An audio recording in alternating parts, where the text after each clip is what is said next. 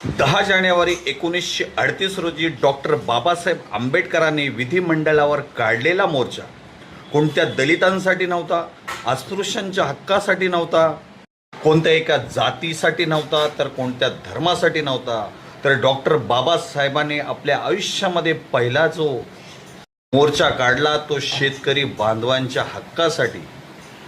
खोदकी पद्धत बंद व्हावी, शेतकऱ्यांना त्याचा चांगला मोबदला मिळावा, शेतकऱ्यांची पिळवणूक होऊ नये म्हणून डॉक्टर बाबासाहेब आंबेडकरांनी काढलेला हा सर्वात पहिला मोर्चा हा शेतकऱ्यांसाठी होता. जय भीम, जय शिवराय बंधूंनो. डॉक्टर बाबासाहेब आंबेडकरांच्या कार्याचा गुणगौरव करत असताना डॉक्टर बाबासाहेब आंबेडकरांसाठी कायदेतज्ञ, अर्थतज्ञ, धुरंधर राजकारणी, प्राध्यापक, प्राचार्य, तत्वज्ञ, भारतीय संविधानाचे शिल्पकार, महान देशभक्त, कामगार नेते, पत्रकार, संपादक, युगनायक, मूकनायक, संसदपटू, शिक्षणतज्ञ, समाज सुधारक, भारतरत्न, विश्वरत्न अशी अनेक विशेषणे वापरले जातात. परंतु कृषीप्रधान असलेल्या ह्या भारत देशामध्ये डॉक्टर बाबासाहेब आंबेडकर हे शेतकऱ्यांचे नेते होते हे आपणास माहिती आहे का? शेतकरी सुखी असेल तर हा देश सुखी असेल असे म्हटणारे डॉक्टर बाबासाहेब आंबेडकर शेतकऱ्यांसाठी काय करतात, अशी शेतकऱ्यांच्या हितासाठी काय सांगतात हे डॉक्टर बाबासाहेब आंबेडकरांनी सांगितलेले आपणास माहिती पाहिजे. आजपासून 100 वर्षापूर्वी डॉक्टर बाबासाहेब आंबेडकरांनी शेतकऱ्यांच्या हितासाठी आणि शेतकरी सुखी होईल त्यासाठी डॉक्टर बाबासाहेब आंबेडकरांनी लिहिलेले एक पुस्तक होते.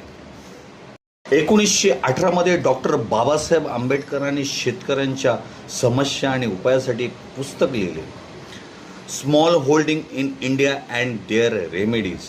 या पुस्तकामध्ये डॉक्टर बाबासाहेब आंबेडकरांनी वाढत्या पिढीनुसार शेतीची होणारी विभागणी भविष्यामध्ये कशी धोकादायक ठरू शकते ते लिहिले होते.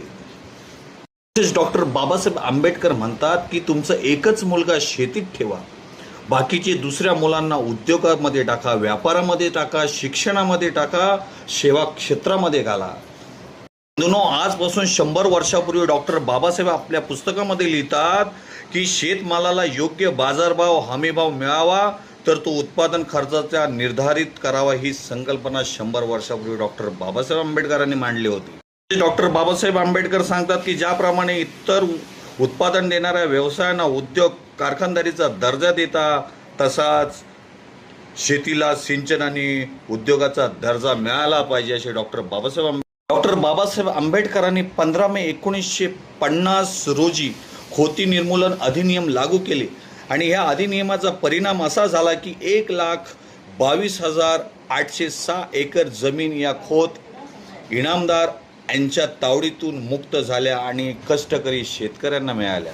18 ऑगस्ट 1925 रोजी डॉक्टर बाबासाहेब आंबेडकरांनी शेतकऱ्यांच्या प्रश्नावर एक लेख लिहिला व त्या लेखामध्ये डॉक्टर बाबासाहेब आंबेडकरांनी निव्वळ उत्पादनाचा अंदाज, यावर शेतसारा लावणे व शेतकऱ्यांकडून सरसकट अवास्तव शेतसारा वसूल करणे हे गैर अन्यायकारक व शेतकऱ्यांची पिळवणूक करणारे आहे असे जळजलील वास्तव्य मांडले. बंधूंनो, डॉक्टर बाबासाहेब आंबेडकरांनी शेतीसाठी मांडलेल्या, शेतकऱ्यांसाठी मांडलेले प्रश्न हे विधिमंडळामध्ये सगळ्यात पहिले होते, हे सर्वांना समजले पाहिजे.